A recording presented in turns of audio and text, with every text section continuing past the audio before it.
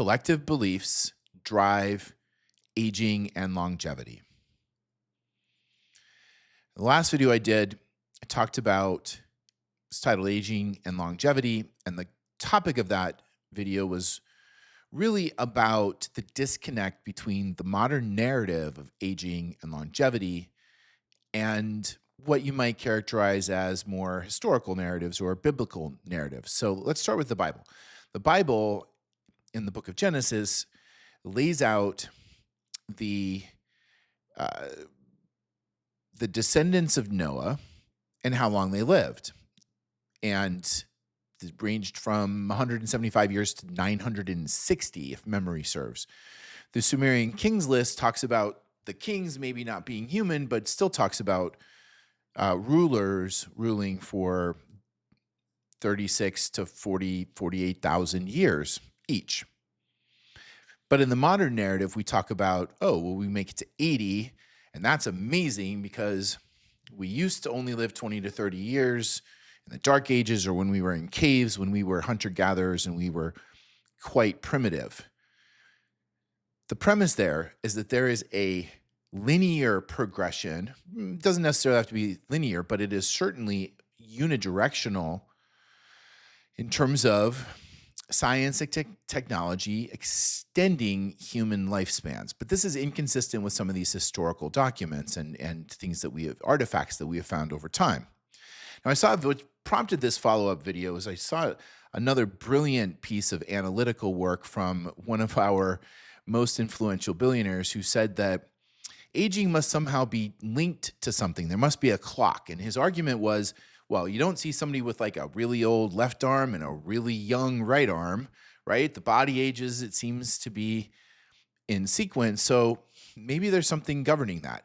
Brilliant. You know what the governance is? The governance is, in fact, collective belief, right? Collectively, we believe that I'm supposed to get this gray hair and my body's supposed to start hurting and degrading. And at 70, 80, my quality of life starts to go down, maybe even earlier, depending on how I lived my younger years. And if I'm lucky, I might be able to make it to 90. And we're talking about potentially extending lifespans out to 120 years. And what's interesting is this collective belief gets really reinforced via the systems that exist in this matrix, in this illusion. One example is we celebrate. You hear, like just the other day, I saw a post, I think it was on Twitter, that said, it was talking about how somebody lived to 142. And wow, that's crazy, lived to 142. And so what we're doing when we see these stories where the local news says somebody just turned 100, and when we see these stories, the mind is saying, wow, that is rare and unusual that somebody would live that long. And it reinforces the belief, the program, and that program itself is the thing that limits our aging, right? Because if you believe that you can only live to 90 or 100 and that anything beyond that is extraordinary, then your body will behave like that and it will break down according to your belief system, right? We've talked a lot on this channel about how our beliefs create our reality. Why wouldn't it be the case that our beliefs around aging and longevity would also determine our ability to live long for longer periods of time, to live extended lifetimes? Now, the thing that I also found interesting about this left-right aging trigger clock thing, which obviously to me, very obviously is the collective consciousness, is the collective belief system.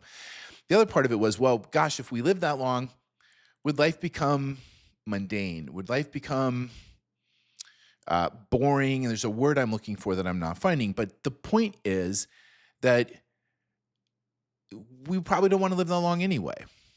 And I think this is also complete and utter nonsense, because the longer we live, the more time we have to remember who we are, to connect with God, to raise the consciousness, our individual consciousness, to heal the wounds, the trauma, the generational trauma, the DNA, the bloodline that we're born into. The more time we have here, the more time we have to do the spiritual work.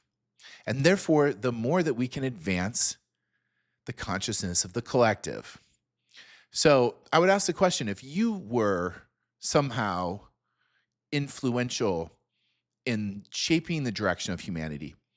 And you knew that longevity would increase population and also increase connection to God, to spirit, to source, and therefore expand consciousness. And you were in charge of this world or had some influence over it. Would you want to instill collective belief systems around short lives or long lives? I think it's pretty obvious. And for this reason alone, I think it's also obvious that collective belief systems determine the longevity that humans experience.